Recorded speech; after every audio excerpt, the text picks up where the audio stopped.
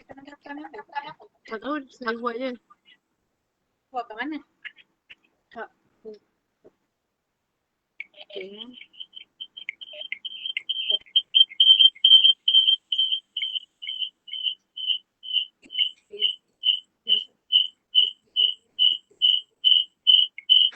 Terima kasih. Sini.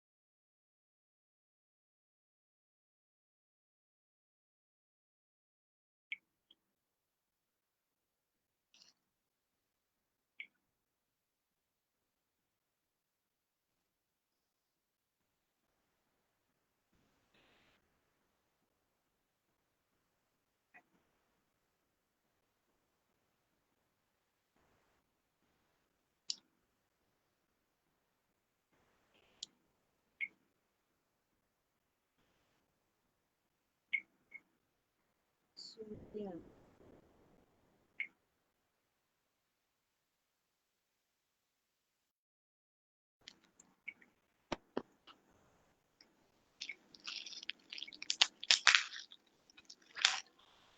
Itulah.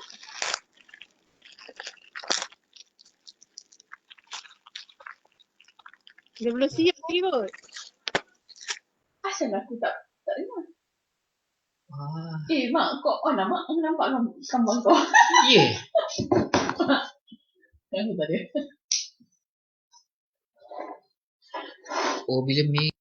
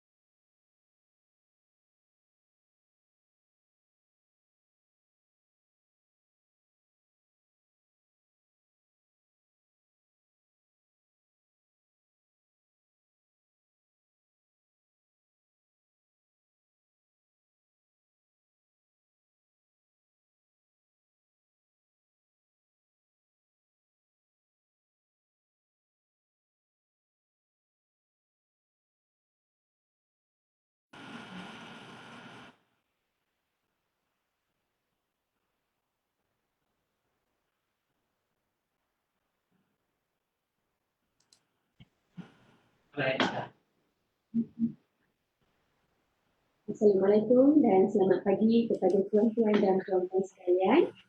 Berharap semuanya dalam keadaan sihat dan ceria. Dengar tak suara saya? Ini boleh komen di chat ya kalau tak jelas. Okay, dalam rancangan 1 jam bersama saya pakar pelajaran, saya akan berkongsi berkenaan cendawan. Akan saya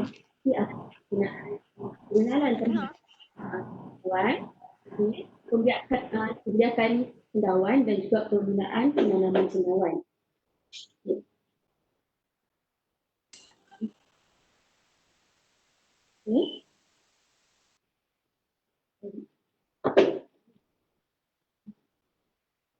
Okey, apa itu cendawan ni? Dari segi pengkelasan taksonomi mengikut sistem penamaan saintifik, cendawan adalah di bawah kingdom of fungi ataupun kita kenali sebagai kulat.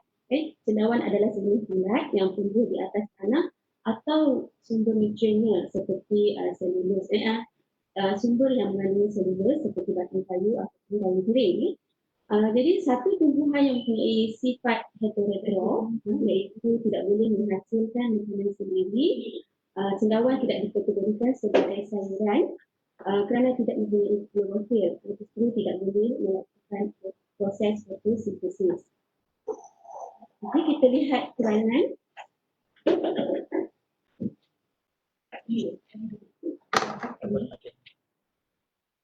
Okey, tak boleh nak ini. Okey. Oh, sorry. Sekejap. Okey. Fungsi kulat, peranan dan fungsi. Kita lihat peranan dan fungsi kulat dalam kehidupan. Kulat memainkan peranan sebagai pengurai di dalam sesuatu ekosistem. Ia juga merupakan ejen yang menyebabkan penyakit ataupun kita panggil sebagai patogen kepada manusia, haiwan dan tumbuhan. Contohnya kulat yang menyerang manusia spesies Candida, ataupun kulat yang menyerang tanaman, contohnya seperti kulat yang menyerang cili, kita kenali sebagai Calocopetum species ni. Ia juga merupakan ejen penampaian yang penting dalam pembuatan keju, roti, minuman, contohnya seperti kulat Saccharomyces cerevisiae. Dalam bidang perubatan, cendawan kulat penting dalam penghasilan antibiotik, contohnya kulat dari spesies Penicillium. Selain itu, kulat jenis mycorrhiza penting dalam pertumbuhan kebanyakan tanaman, di mana kulat jenis mycorrhiza bersimbiosis dengan akar tumbuhan, akar sesuatu tanaman. Okay. Kulat juga berperanan sebagai ejen biokontrol ataupun BCE yang penting dalam kawalan biologi. Contohnya kulat dalam spesies Trichoderma halsanium yang digunakan untuk pada tumbuhan ataupun tanaman sebagai kita panggil pesticide terhadap serangan kulat ataupun serangga lain ni. Selain itu, cendawan adalah digunakan sebagai makanan. Okay, ini adalah dalam kategori cendawan. Sama ada ia digunakan sebagai makanan ataupun digunakan dalam dari segi nutraceutical, pharmaceutical ataupun dijadikan sebagai produk alami. Okay.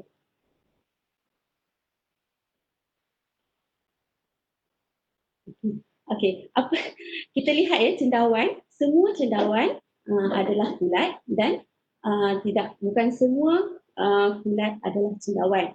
Okay, contohnya kulat yang sejenis microfungi yang tiada badan buah ataupun kita panggil fruiting body, kulat yang menyerang roti ataupun kita panggil kulat pot hitam di mana spesies Rhizopus spesies yang kita akan lihat dia tiada badan fruiting body yang besar, tapi dia ada hanyalah micro. Okay.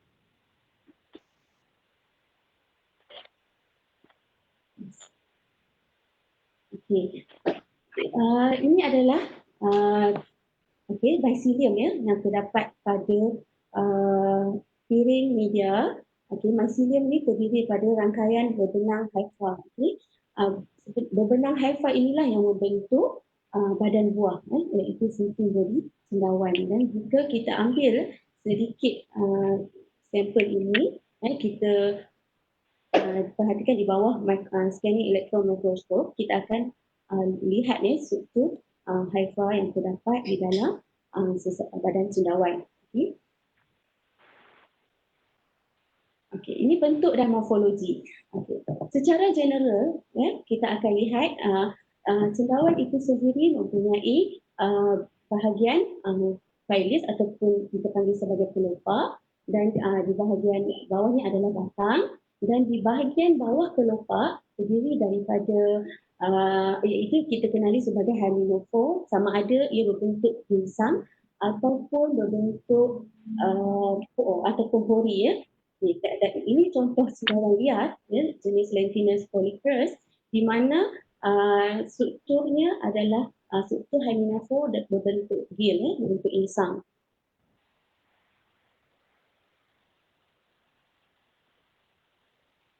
Okay. Kita lihat kitaran hidup cendawan secara amnya. Kitaran hidup cendawan bermula apabila basidiospore ataupun kita kenali sebagai spora matang dilepaskan dari bahagian insang, iaitu bahagian gills, di mana diterbangkan oleh angin. Spora tersebar ni akan bercambah dan seterusnya membentuk hypha haploid. Okay? Hypha haploid ini yang berbeza jantina kita akan seterusnya bersatu dalam proses plasmogami menghasilkan decorated mycelium. Okay? Apabila persekitaran berada dalam keadaan yang sesuai, okey, ia akan membentuk basidiokarp ataupun kita panggil badan buah cendawan itu sendiri. Okay? Di bahagian badan buah cendawan kita ketahui ia mengandungi insang, ya, yang mempunyai struktur basidia yang mengandungi spora. Okay? Spora ini akan seterusnya dibebaskan dan nukleus diploid terbentuk apabila dua nukleus bergabung bersama melalui proses kariogami dan kemudiannya menjalani meiosis menghasilkan 4 haploid dan seterusnya penyebaran spora haploid ini melengkapkan kitaran hidup cendawan. Okey, kalau kita lihat ya di bahagian inilah bahagian spora, okey. Bahagian spora bahagian basidiospor itu spora yang akan kita gunakan dalam proses pembiakbataan dan juga bahagian basidiokarp iaitu bahagian badan cendawan sendiri yang boleh dilakukan melalui tisu culture, tisu kultur ya.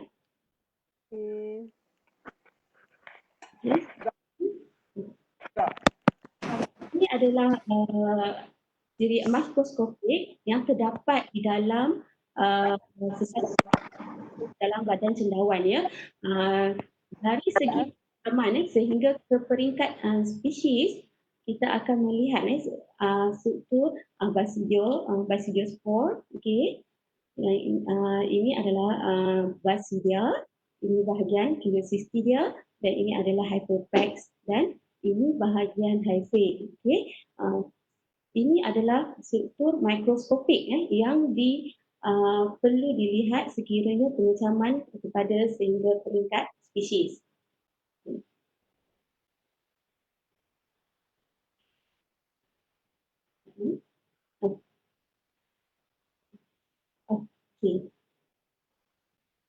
Okey, pemerhatian morfologi dalam pengecaman cendawan. Maksud morfologi ini kita boleh lihat dengan mata kasar makromorfologi. Kita akan lihat dari segi kelopak apa yang dilihat dari segi bentuk. Okey, sama ada kelopak cendawan itu berbentuk tubilicate, flabiliform ataupun berbentuk seperti corong kuras. Ini adalah bentuk kelopak, manakala dari segi permukaan bahagian kelopak sama ada bahagian kelopaknya mempunyai licin ataupun mengandungi bulu-bulu halus ini bahagian yang kita lihat manakala untuk di bahagian insang iaitu lamella kita akan melihat sama ada insang itu padat ataupun sederhana padat ataupun mempunyai penjarakan. Manakala di bahagian batang kita akan melihat dari segi jenis sama ada strukturnya keras ataupun mengandungi gelang, yang ini kita panggil sebagai annulus. Manakala bahagian pelekatan sama ada batang tersebut di bahagian tepi kelopak ataupun di bahagian tengah. Jadi semua ciri ini akan dilihat untuk pengenalan pastian spesies cendawan. Okey, ini dari segi pilus ataupun kelopak kita akan melihat dari segi saiz, bentuk, warna, tekstur, isi, bau dan rasa. Manakala dari segi di bahagian bawah kelopak iaitu hemianopore, kita akan melihat sama ada ia berbentuk mempunyai insang ataupun mengandungi pori. Dan bahagian batang akan dilihat dari segi saiz, panjang dan lebar, bentuk, warna serta pelekatan kepada kelopak. Okey. Ini adalah pengecaman di peringkat mikromorfologi iaitu dengan menggunakan mikroskopik. Selalunya morfologis dia akan mengambil ciri-ciri makromorfologi dengan mengambil sampel cendawan dan direndam di dalam 95% etanol dengan melalui keratan rentas, maka bahagian yang nipis kita akan rendam dalam 3% potassium hydroxide dan bahagian yang nipis ini diperiksa di bawah mikroskop dan kita akan lihat strukturnya seperti ini.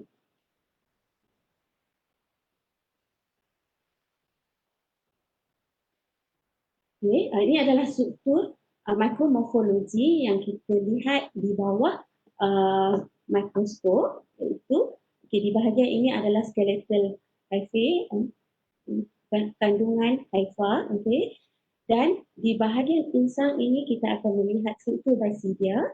Satu adalah basidiumnya, basidium dua.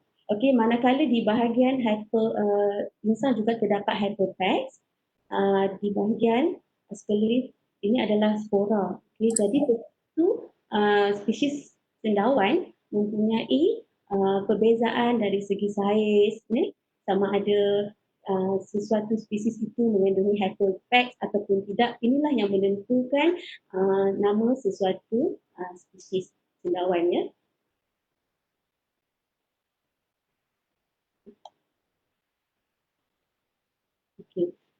Industri cendawan di Malaysia. Kita lihat dalam polisi agro makanan negara, cendawan telah dikenal pasti merupakan salah satu 6 tanaman yang bernilai tinggi serta diiktiraf sebagai berfungsi.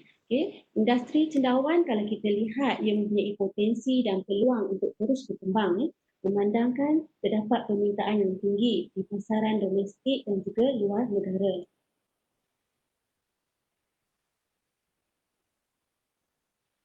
Selain faktor permintaan cendawan segar yang masih tidak mencukupi untuk memenuhi keperluan tempatan, pengeluaran cendawan juga perlu ditingkatkan bagi mengurangkan nilai import dari luar negara. Jadi industri ini sangat berpotensi dan penting untuk dilaksanakan secara komersial dalam menghasilkan pasaran premium. Cendawan secara umumnya mempunyai pelbagai manfaat serta memainkan peranan yang penting dalam aktiviti biologi dalam tubuh manusia. Setiap cendawan mempunyai ciri-ciri dan nilai nutrisi yang tersendiri. Khasiat cendawan antara lainnya mempunyai protein yang tinggi, mempunyai vitamin, mineral, kandungan kalori yang rendah serta serat yang tinggi. Ini adalah khasiat secara secara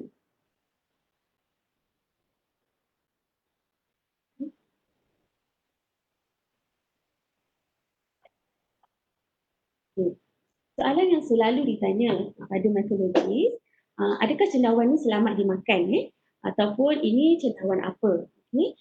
Jadi kita lihat terdapat dua kategori iaitu cendawan liar dan juga cendawan yang ditanam.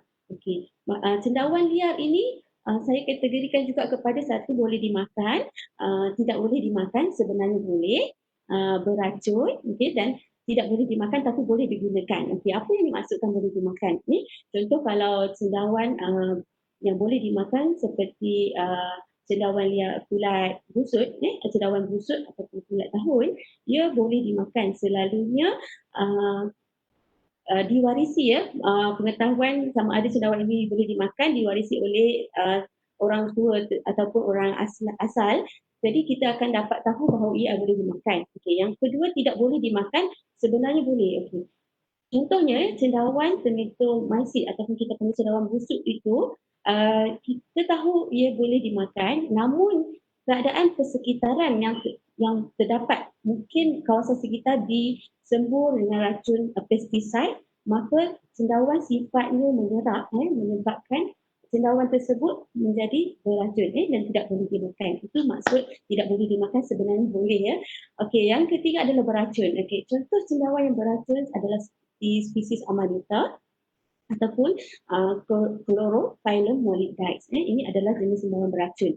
Dan tidak boleh dimakan tapi boleh digunakan adalah jenis cendawan yang mempunyai struktur yang keras. Contohnya jenis kumpulan polipor. Ia tidak boleh dimakan, namun ia boleh digunakan ataupun boleh diambil sebagai makanan setelah melalui proses di mana sama ada diambil dari dalam bentuk serbuk ataupun digunakan dalam minuman. Seterusnya cendawan yang ditanam. Cendawan yang ditanam kita akan adalah dimakan. Okay. Dan keduanya kan untuk sama betul kan.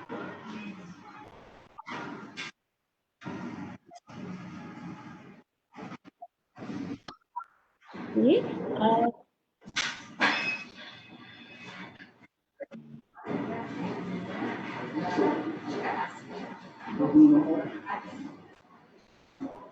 Okey. Tuan-puan tolong mutekan ya suara. Okey, untuk cendawan yang tidak boleh dimakan tapi boleh digunakan, jenis yang ditanam adalah seperti Ganoderma ataupun jenis linzi.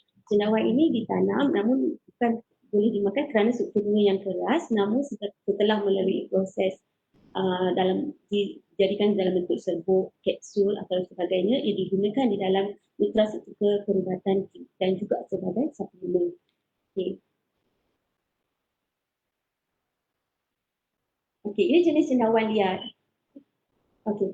Ini adalah cendawan busut atau juga kita kenali sebagai pulat tahun ataupun nama saintifiknya Termitomycete dan pulat ini selalu okey dikelilingi dengan pulat beracun cendawan beracun molybdate saja molybdate ataupun ini jenis cendawan Lentinus species, okey, Ursula, dan ini adalah Marasmius species, okey, Lentinus, Marasmius. Ini adalah sejenis cendawan liar yang kita boleh temui di sama ada di hutan ataupun di kawasan perumahan ya. Manakala ini adalah jenis polypore, okey, yang mengandungi struktur yang keras. Kenapa ia dinamakan polypore? Kerana di bahagian bawah hymenopore adalah berbentuk pori. Okey, ini adalah penanaman cendawan liar. Okey, yang kita lakukan, apa yang perlu dilakukan adalah pertama kita perlu mengetahui apakah nama cendawan tersebut melalui proses pengecaman sama ada di peringkat morfologi, makromorfologi ataupun menggunakan kaedah konvensional ataupun melalui pengecaman melalui kaedah molekular, maka kita akan mengetahui nama sesuatu spesies ni. Dan daripada badan buah cendawan yang kita jumpa, kita boleh melakukan teknik pengkulturan di mana kita boleh mendapatkan katerpilin dan seterusnya kita lakukan benih dan seterusnya kita tanam. Ini adalah contoh cendawan liar yang ditanam di dalam okey. Cendawan yang ditanam di Malaysia adalah seperti tiram, tiram kelabu yang mendapat permintaan yang tinggi, tiram kelabu ataupun kita panggil Pleurotus palmarius, ini adalah spesies yang terdapat, variety yang terdapat di Malaysia. Linzi, Ganoderma species, telinga kera ataupun kita panggil juga sebagai jeli hitam, Aviculata pelicea, Schizophyllum commune ataupun cendawan kukur ataupun juga dipanggil sebagai sisir. Wolvorella wolvaceae adalah cendawan jerami. Hericium erinaceus adalah cendawan bunga kobis. Ini cendawan yang ditanam di Malaysia. Manakala ini adalah cendawan yang diimport, jenis cendawan yang diimport, cendawan butang, cendawan jaruk emas, Flaminea dolichos, king oyster ataupun Pleurotus eryngi, ada juga ditanam di Malaysia namun kebanyakan diimport. Shiitake iaitu Lentimula edodes kerana cendawan butang, cendawan jaruk emas dan cendawan yang diimport selalunya perlu ditanam dalam suhu yang rendah. Okey, ini adalah gambar cendawan. Ini cendawan tiram, cendawan tiram kelabu. Ini adalah cendawan kukur ataupun cendawan sisir. Manakala ini adalah cendawan jerami. Okey, dan ini adalah cendawan telinga kera ataupun jeli hitam. Dan ini adalah Ganoderma lucidum atau kita kenali sebagai linzi, dan ini adalah Hericium erinaceus iaitu cendawan bunga kobis.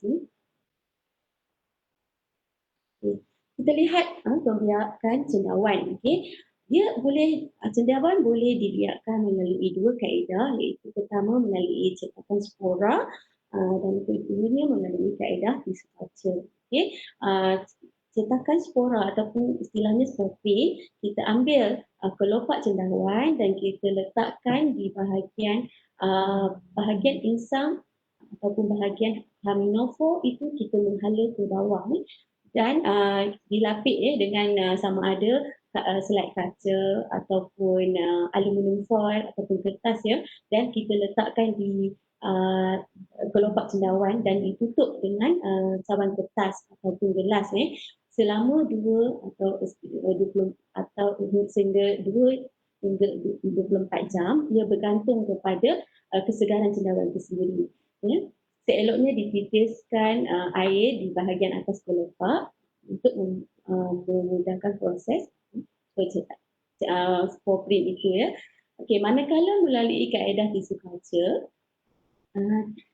hendaklah dilakukan sebaik selepas cendawan dituai kerana cendawan kering, apabila cendawan sudah kering, sukar untuk mendapat culture Okey. Dari gambar ini tuan boleh melihat bagaimana cendawan, kelopak cendawan dikoyak lalu di bahagian tengah, iaitu bahagian isinya diambil dan diletakkan di dalam media.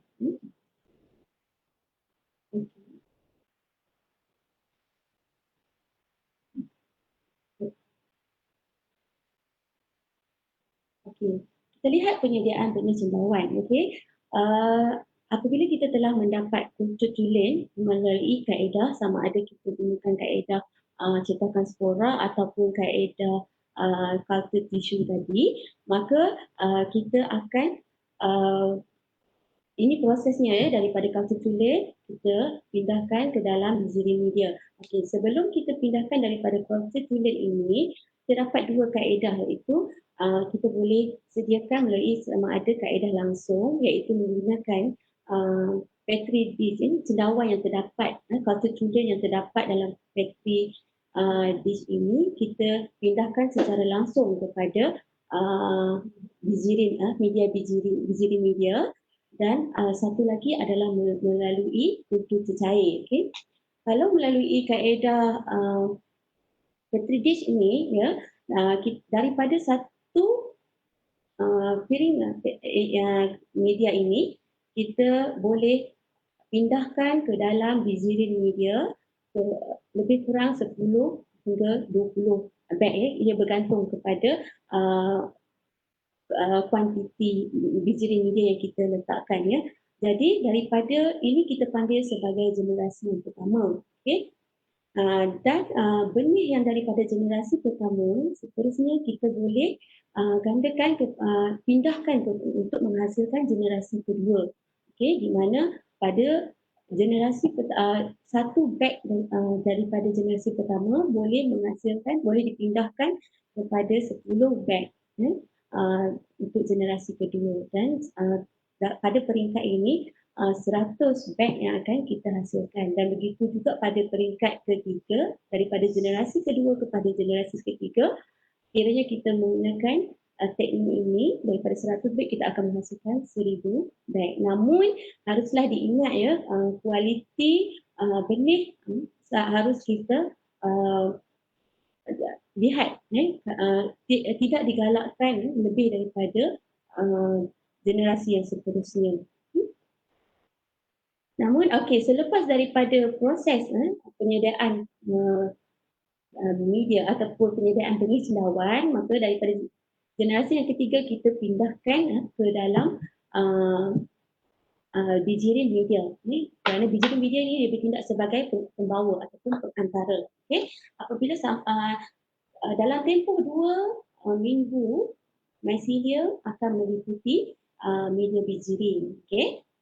Dan pada waktu ini apabila penuh kita akan kita boleh melihat bijirin media putih dan daripada kita kualiti putih dan terus kita boleh pindahkan ke dalam bag media. Kita boleh manipulasi ke dalam bongkah cendawan. Okey, namun terdapat juga setengah spesies yang perlu kita pindahkan kepada pengantara lain. Contohnya cendawan Borbarella bulbacea atau cendawan jerami daripada biji media dipindahkan ke substrat lain yang memenuhi jerami padi ya. Okey.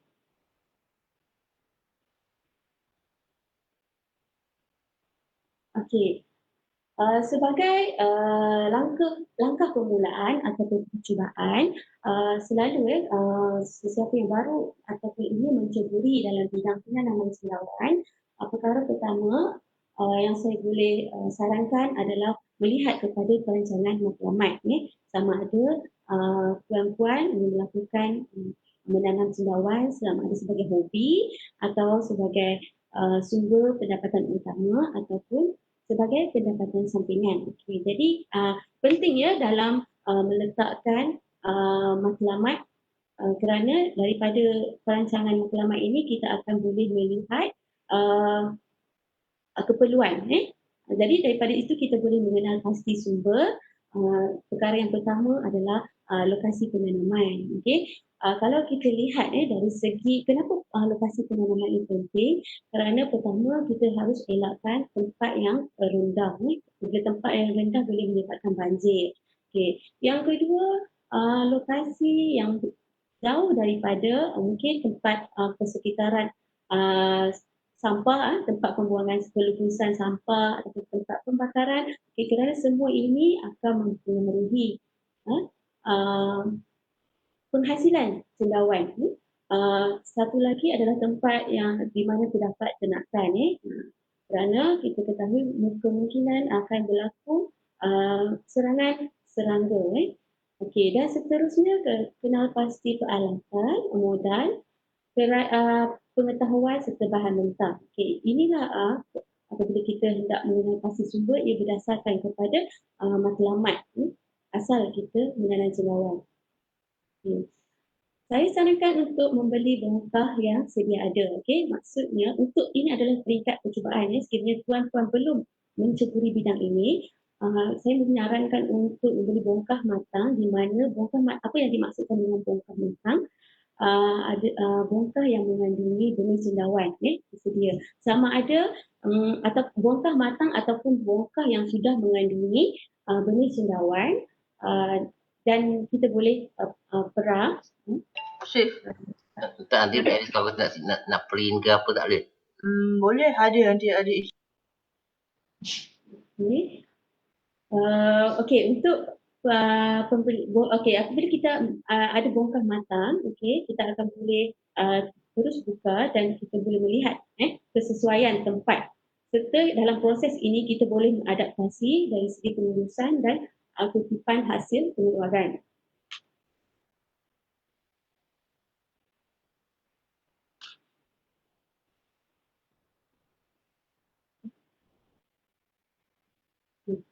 Okey, langkah ketiga itu yang apabila kita membeli bongkah yang telah mengandungi benih ataupun bongkah matang ataupun separuh matang, okey, ia merupakan langkah yang efektif bagi mengelak kerugian dengan membeli peralatan. Contohnya mesin pengisar, alat pengukus, bekalan bahan mentah seperti plastik dan sebagainya. Jadi seterusnya, pemerhatian dan pengambilan data adalah penting dalam proses langkah percubaan, kerana apa yang kita harus tahu, kita akan melihat hasil cendawan, okey, berapa kali tuaian dan adakah terdapat serangan penyakit tikus ataupun serangga. Okey, dan dalam proses ini juga kita boleh dapat bentuk dan saiz cendawan. Kerana bentuk dan saiz cendawan ini kita tahu penghasilannya dipengaruhi oleh suhu, udara dan juga kelembapan. Dan dalam proses pengambilan data ini ataupun kita panggil record, segala data yang ada, kita boleh melihat hasil cendawan yang kita perolehi sama ada boleh dijual sebagai dalam bentuk, adakah kita mahu menjual dalam bentuk borong ataupun ringgit. Okey, sekiranya kita tiada pesaing di kawasan tersebut, maka kita boleh permintaan harga mencit adalah lagi tinggi berbanding harga ladang. Dari segi itu kita boleh menilai. Cara menanam cendawan tiram dengan menggunakan bubuk cendawan. Apa yang perlu adalah penyediaan beg cendawan, pengukusan beg cendawan, menyuntik benih, hasil, penjagaan beg dan rumah cendawan. Ini adalah secara amnya. Ini prosedur khas penanaman cendawan tiram ya. Penyediaan substrat, di Malaysia kita menggunakan habuk kayu getah. Dan prosesnya pembukusan, seterusnya pengukusan, menyuntik benih, proses pengeraman, penghasilan cendawan, dan seterusnya penumpukan hasil dan aktiviti lepas tuai.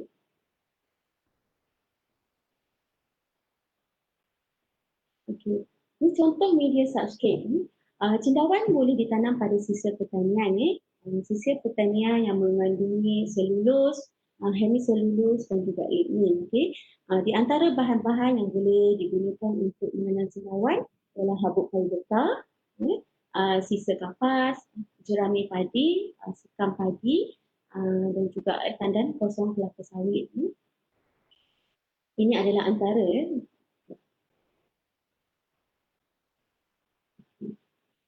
ini adalah gambaran proses penanaman cendawan secara penyediaan benih cendawan, penyediaan substrat cendawan dalam gambar ini. Campuran ini dilakukan secara manual tanpa menggunakan mesin.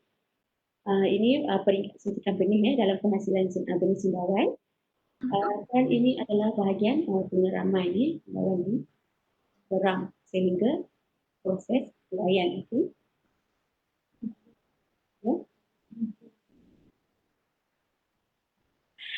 Hasil, kenapa perlu saya sarankan sebagai langkah percubaan ataupun langkah permulaan? Kerana daripada hasil pembelajaran dari fasa permulaan, kita sebagai pengusaha ataupun penanam, kita akan memahami parameter pertumbuhan. Kerana kita tahu setiap jenis cendawan mempunyai parameter pertumbuhan yang berbeza. Apa parameter pertumbuhan? Sebenarnya substrat atau media pertumbuhan. Contohnya kalau kita ingin menanam cendawan jerami, maka kita akan memilih substratnya. Substrat cendawan jerami berbeza dengan substrat cendawan tiram. Dan satu lagi, sama ada media pertumbuhan yang kita perlukan perlu dikompos ataupun tidak yang bergantung kepada jenis cendawan.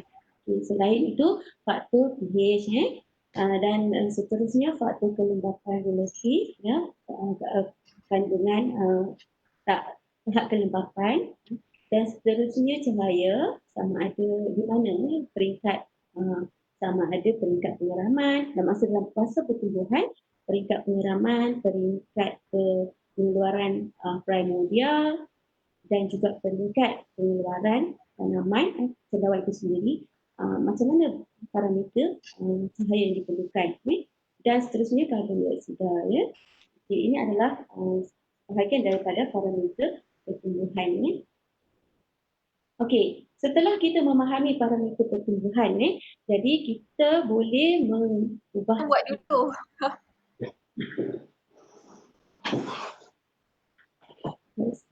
Tolong kami host. Terima kasih. Memahami, setelah kita belajar, kita memahami, kita menanam dan kita mengetahui keadaan persekitaran kita. Kalau mungkin kawasan kita lokasinya agak panas, jadi bila kita menanam, mencebutkan diri dalam bidang cendawan, dan kita akan mengadaptasi dengan keadaan persekitaran kita. Jadi daripada proses itu kita akan belajar dan kita fahami apa parameter pertumbuhan yang boleh kita guna pakai. Contoh yang saya bagi ini adalah dari segi penanaman jerami padi, cendawan jerami padi. Kita dari dia ada terdapat fasa pertumbuhan. Contohnya dari segi fasa pengeraman, kita lihat kandungan kelembapan relatif, suhu, karbon dioksida, masa dan juga cahaya. Okey, contohnya dia terdapat perbezaan ya dari kalau kita lihat fasa pengaraman, kelembapan, suhu, kepekatan karbon dioksida dan juga cahaya semuanya lebih tinggi ya berbanding di bahagian kebentukan pramudia dan juga pengeluaran hasil. Okay, kalau kita lihat pada peringkat pembentukan pramudia, kepekatan karbon dioksida berkurang berbanding, dan pada waktu ini cahaya juga lebih diperlukan. Okay. Dan pada peringkat pengeluaran hasil, kepekatan karbon dioksida juga semakin berkurang dan masa adalah selama 8 minggu. Dan juga dari segi pencahayaan bukan cahaya berbanding dalam fasa penyiraman. Okey, ini merupakan kaedah konvensional. Kalau kita lihat menggunakan kaedah konvensional, pengkepusan diperlukan. Namun apabila kita memahami parameter pertumbuhan, kita boleh kita mengadaptasi dan kita menjumpai substrate kita menghasilkan substrate tanpa perlu kepada pengkepusan dan kita boleh mengurangkan ini adalah hasil yang kita dapat Jadi kita boleh melihat kelebihan dan kekurangan. Dari segi masa, kaedah konvensional memerlukan masa, mengambil masa yang lebih berbanding kaedah yang diubah suai. Tenaga kerja yang lebih kerana memerlukan bahan yang bertahan berbanding menggunakan kaedah bongkar. Ruang juga lebih berbanding kaedah yang diubah suai, dan begitu juga dengan penggunaan substrate. Okay. Jadi kita cuba lihat cabaran dan permasalahan. Antara cabaran dan permasalahan yang dialami oleh pengusaha dan penanam cendawan antaranya adalah bekalan mentah. Okey, bekalan habuk kayu itu harga yang semakin meningkat dan juga kerana permintaan yang tinggi, dan harga ini juga adalah berbeza mengikut lokaliti. Okey, sebelum berlaku kalau semasa PKP Perintah Kawalan Pergerakan terdapat kesukaran untuk mendapat habuk kayu kerana pada waktu itu kilang kayu tidak beroperasi. Jadi itu antara masalah yang terdapat pada pengusaha, dan selepas harga selepas PKP iaitu pada masa sekarang 3 tan habuk kayu lebih kurang RM900 berbanding harga sebelum PKP iaitu 3 tan dalam lingkungan 600-700. Terdapat permintaan yang tinggi. Dari segi harga pasaran juga berbeza mengikut kawasan. Contohnya ini satu tinjauan kepada pengusaha cendawan dalam pertumpaan Persatuan Penyelidikan Cendawan Malaysia Jun Utara pada 2018. Hasil tinjauan kami dapati harga tiram kelabu ringgit Malaysia 18 per kilo di Pulau Pinang, manakala di Perlis RM5.50, di Langkawi RM12 hingga 18, Perak RM15, manakala di Pinggir Kedah RM12 hingga ke RM15. Okay. Kita akan dapat melihat perbezaan harga pasaran cendawan di setiap kawasan adalah berbeza. Ini antara cabaran dan masalah lainnya adalah benih tidak berkualiti yang menghasilkan hasil cendawan tidak seperti yang dijangkakan. Yang seterusnya serangan penyakit, serangan serangga, binatang seperti semut, tikus dan sebagainya. Yang satu lagi adalah keadaan persekitaran, iaitu cuaca panas yang melampau. Ini juga merupakan antara cabaran dan permasalahan yang dialami oleh pengusaha cendawan. Okay. Sekiranya tuan-tuan mempunyai sebarang ataupun ingin berhubung dengan pengusaha, terdapat platform atau rangkaian dan jaringan daripada Kesatuan Pengusaha Cendawan Malaysia, dan satu lagi adalah komuniti pengusaha pendidik industri cendawan Malaysia. Ini di mana tempat ramai pengusaha dan penanam cendawan yang membincangkan aspek penanaman dan aspek segala permasalahan yang mereka hadapi dari segi penanaman cendawan. Okey. Itulah sedikit yang dapat saya kongsikan pada kali ini, iaitu pengenalan terhadap cendawan itu sendiri dan juga kaedah pembiakan, seterusnya langkah permulaan dalam penanaman cendawan. Okey. Khususnya sekiranya tuan-tuan mengalami sebarang persoalan, tuan-tuan boleh bertanya di ruangan komen di FB Live ataupun di ruangan setting ya. Ada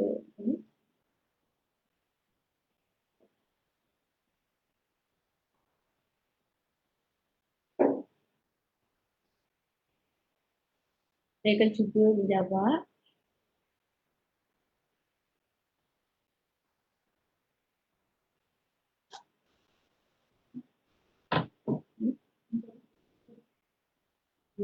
Okey, antara soalannya yang ditanya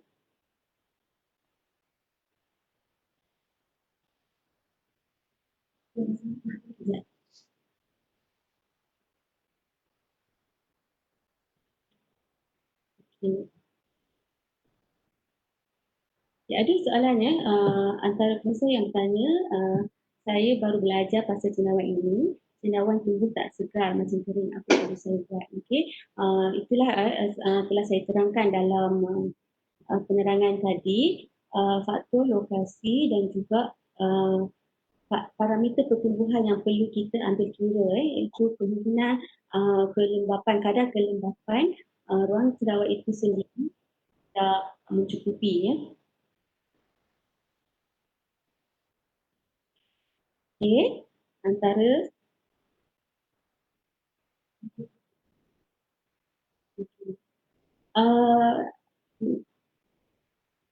from Aisyah, okey. Apa alternatif kepada harga habuk yang semakin mahal?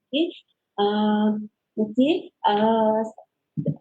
Kita mengetahui bahawa cendawan ini boleh tumbuh pada sebarang sumber yang mengandungi selulus dan lignin, maka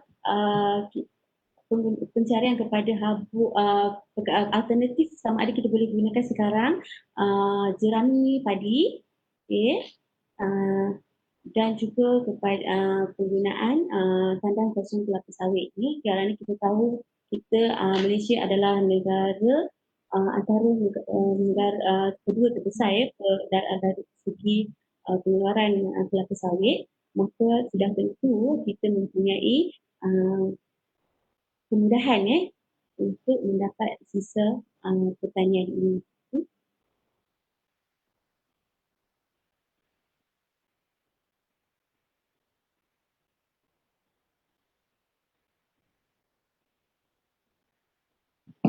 Okey, bilakah tanaman cendawan di Malaysia dilaksanakan? Okey,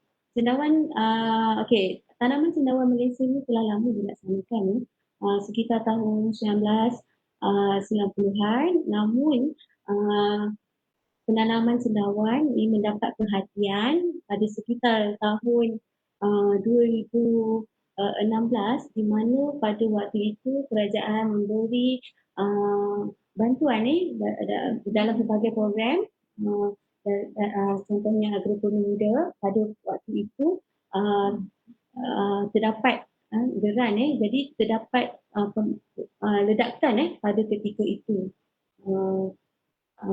Bilangan pengusaha meningkat, namun selepas pada 2016 apa yang kita lihat dan alami sekarang adalah penurunan kebanyakan kerana mereka pertama mungkin dari segi cabaran yang saya telah terangkan tadilah, satu mungkin kekurangan pengalaman, yang kedua habuk kayu ataupun bekalan mentah, dan yang ketiga cabaran dari segi pengurusan. Okey,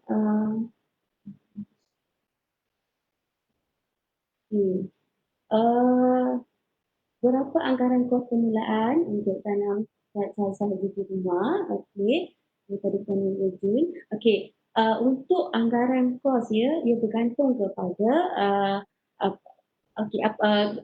untuk sekadar mungkin saya kelaskan ia sebagai hobi lah.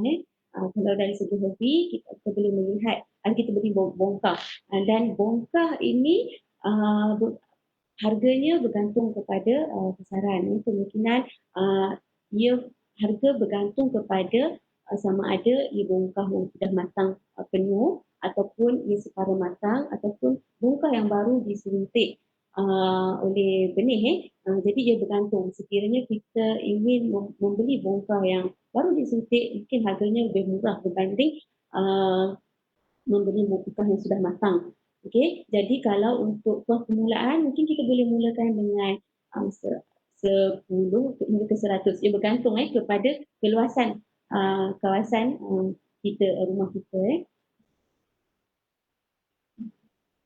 Okey, sebagai daripada Tuan Afiq. Okey, untuk penanaman secara kecilan atau start-up, berapa bongkar permit? Okey, saya untuk sebagai permulaan, saya mencadangkan lebih kurang 1,000 bongkar. Kerana 1,000 bongkar boleh ditanam dalam keluasan 2 kali 3 meter. Jadi itu sebagai permulaan lah.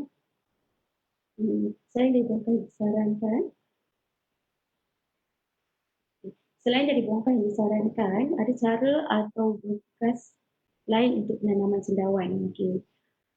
Ia bergantung sekiranya sama ada setiap jenis cendawan berbeza cara ataupun medium penanaman. Kalau kita katakan contoh kalau cendawan tiram, kaedah yang sesuai adalah menggunakan kaedah bongkar. Dan begitu juga cendawan pokok ataupun cendawan sisir.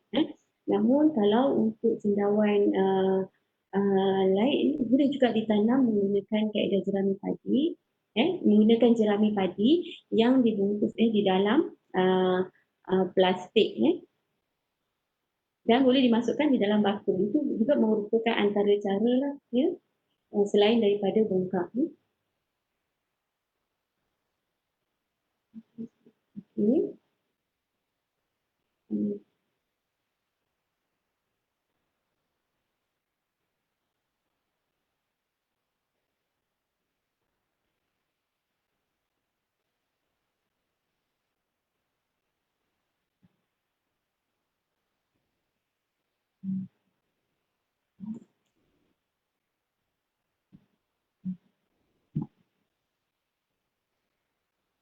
Okey, ini dari buku cendawan ni, Nabil Betawi, dari pemerhatian antara benih 30, 45 dan 90 hari, mana yang berkualiti dan kenapa.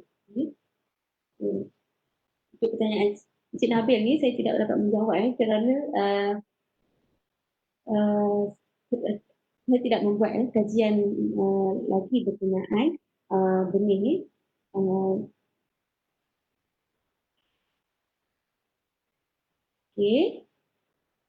Mungkin saya akan berkongsi secara lanjut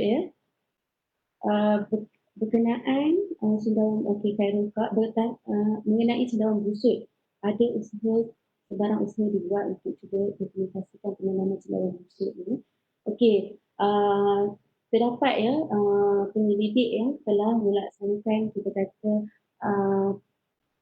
substrate ataupun media untuk cendawan busut namun di Malaysia belum lagi cendawan busut ini dijumpai substrate-nya, kerana substrate bagi cendawan busut adalah berbeza berbanding cendawan tiram. Dia bukan mengandungi bukan sumber yang mengandungi selulus. Okay? Contohnya cendawan busuk kenapa ia dinamakan sebagai busuk? Ia juga disebabkan oleh substrat tanahnya yang berkaitan dengan busuk anai-anai. Okay, kerana terdapat berkaitan di antara sarang anai-anai dengan tanah dalam jarak selalunya kita akan boleh lihat cendawan busuk dalam jarak 1 meter ataupun di kawasan sekitar kita akan menjumpai sarang anai-anai. Masih dalam peringkat kajian ya untuk cendawan busuk ni. dia punya lah, bukan korang pilih, tak ada pilih pipe nak pakai. Ini sudah siapa?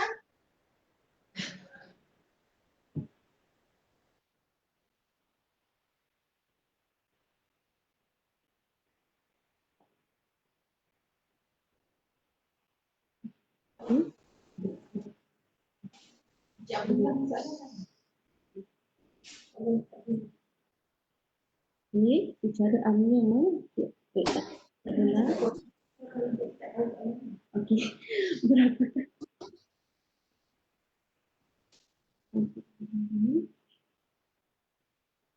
soalan berapakah harga purata X-Farm dalam sekilo dengan satu tahun penghasilannya sekilo masalah betul-betul nama.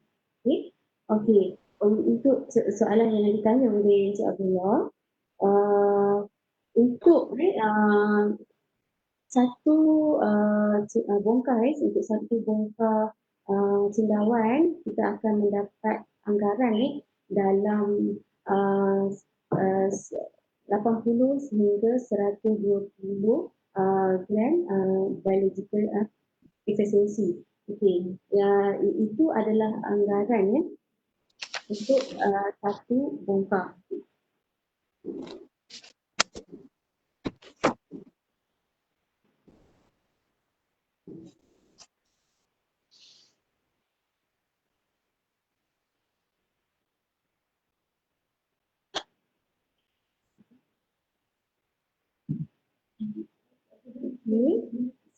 Okey.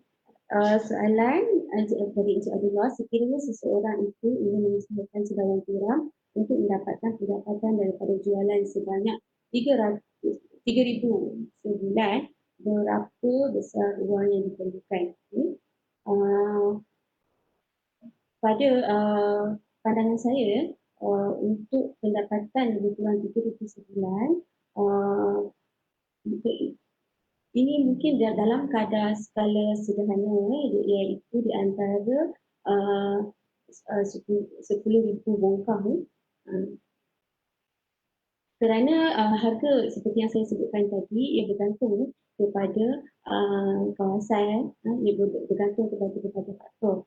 Jadi jualan ataupun pendapatan sebanyak 7,000 itu bergantung kepada berapa besar ruang ruang yang diperlukan untuk dalam 10,000 bongkar lebih kurang dalam 20 kali 20 itu 1,000 bongkar. Okey, tetapi 1,000 bongkar lebih kurang dalam 2 kali 3 meter untuk 1,000 bongkar. Ia bergantung juga kepada penyusunan rak. Okay.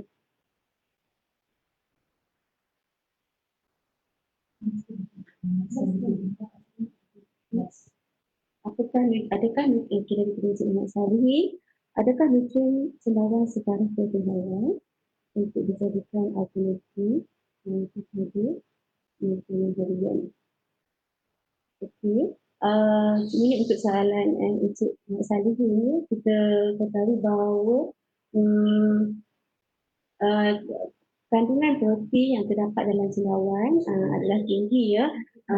Namun untuk kita jadikan sebagai alternatif selalunya untuk kepada mereka yang lazy, mereka lebih memilih lah cendawan kerana selain rasanya yang mirip kepada daging ya, namun saya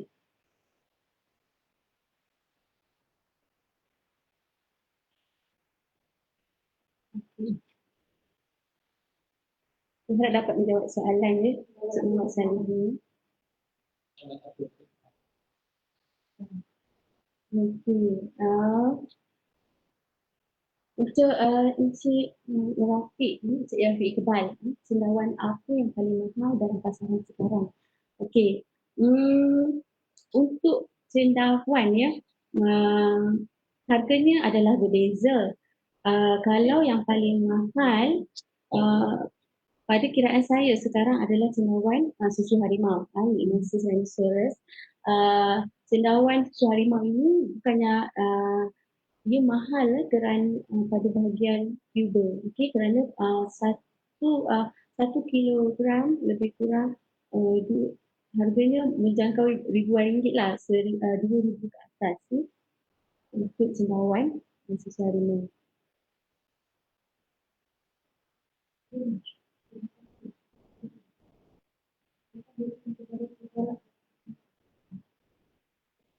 Ya.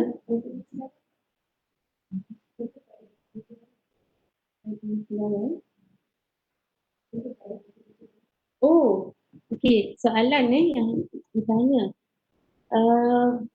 Vitamin cendawan ni, vitamin untuk cendawan, saya telah merujuk juga hasil perkongsian ataupun perbincangan bersama dengan pengusaha cendawan. Tiada vitamin cendawan yang digunakan pada peringkat peringkat penyediaan substrat atau sebagainya. Namun mungkin apa yang dimaksudkan adalah penggalak. Selangnya kita panggil enhancer, ditambah pada selepas itu pun bukan ditambah kepada peringkat pembuatan substrat ataupun peringkat penyediaan substrat, namun penggalak diletakkan atau disembur pada selepas mycelium telah meliputi bongkah cendawan itu untuk menggalakkan pengeluaran. Belum saya telah berbincang juga dengan pengusaha untuk tanyakan sama ada terdapat vitamin pada cendawan. Saya buat mungkin bukannya vitamin yang dimaksudkan, itu adalah penggalak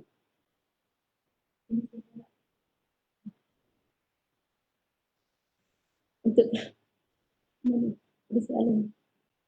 Okey. Okey, terima kasih kerana sudi mendengar perkongsian. Sedikit yang dapat saya kongsi sekiranya puan-puan mempunyai sebarang ataupun pertanyaan lanjut, puan-puan boleh menyertai Facebook ataupun email kepada alamat email yang saya kongsikan.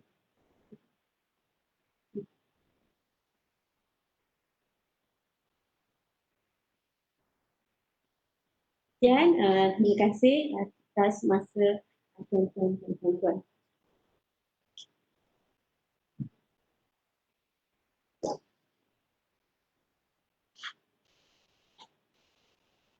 Terima kasih Dr. Sumaya.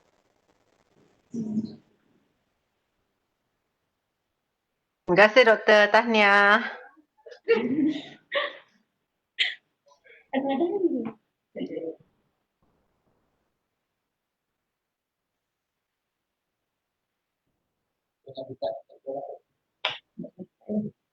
Tak, sudah ini saya.